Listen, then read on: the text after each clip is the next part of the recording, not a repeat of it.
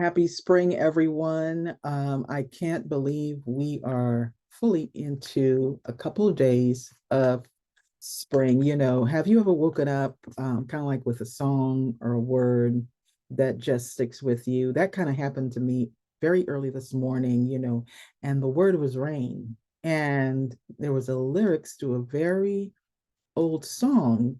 And, Nehemiah and I have kind of been talking about rain a lot every week, almost 4 months, because last fall, he helped with taking care of a caterpillar and got to see that turn into a butterfly. So his interest in the outdoors has increased. So since then, it's kind of been, when it rains, we're going to see leaves and when it rains, we're going to see caterpillars because he now knows that caterpillars feed on leaves and they need that to live. And I think that was so interesting to me that because we've been constantly talking about this word, rain, that now I just got up this morning with the word. And then, but there was this song.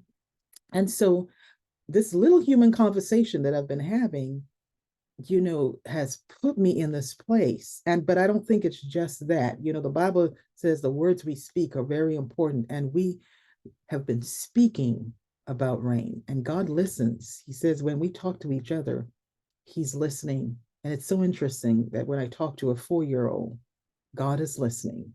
And I love that about my God. And it really hasn't rained that much this year in the first quarter.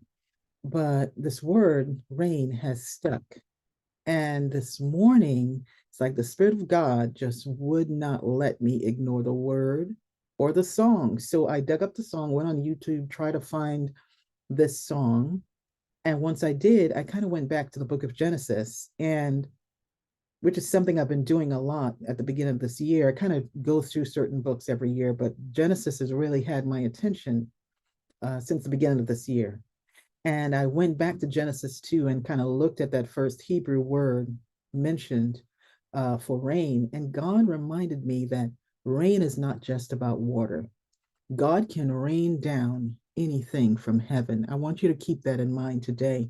He can rain down water that blesses, He can rain down water in due season, early water, latter water.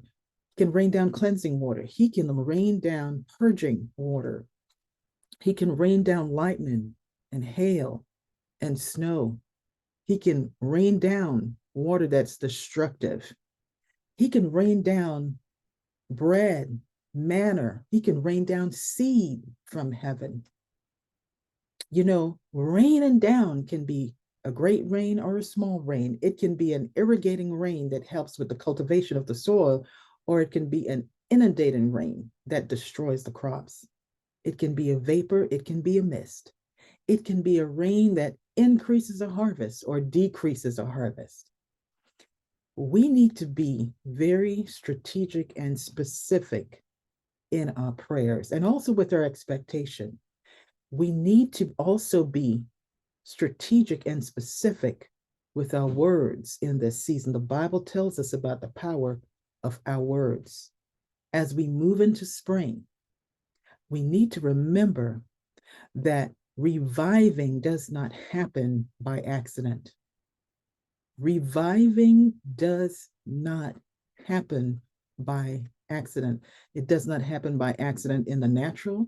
It does not happen by accident in the spiritual realm. Reviving does not happen by accident. What are you asking God to rain down on you and your household in this season? Are you even asking?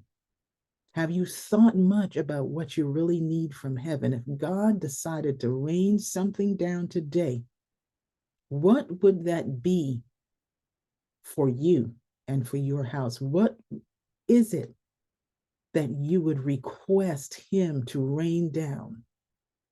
There are some things we never think about, but we really need to.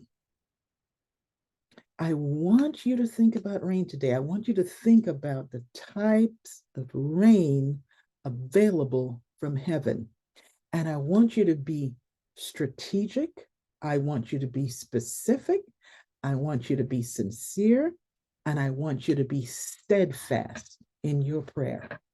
Don't just think about rain.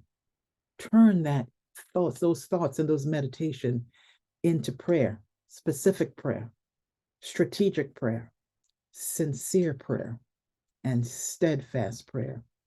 In James chapter 5, we see this verse that many of us know. And the book of James is generally one we really need to study as believers. But it says, "Be patient, therefore, dear friends, until the coming of the Lord.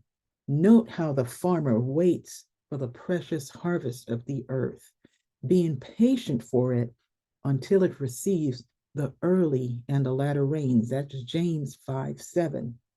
So, my prayer for you today and this week and this month is that you experience a spring of miracles. May it rain on your fields. Even if your life has experienced like a long drought and you feel as if there is this dryness, this emptiness, as if you've been in a famine for a long time, keep praying and keep expecting showers of blessing. The latter rain is coming. So be ready, be strong and courageous. Shalom, shalom.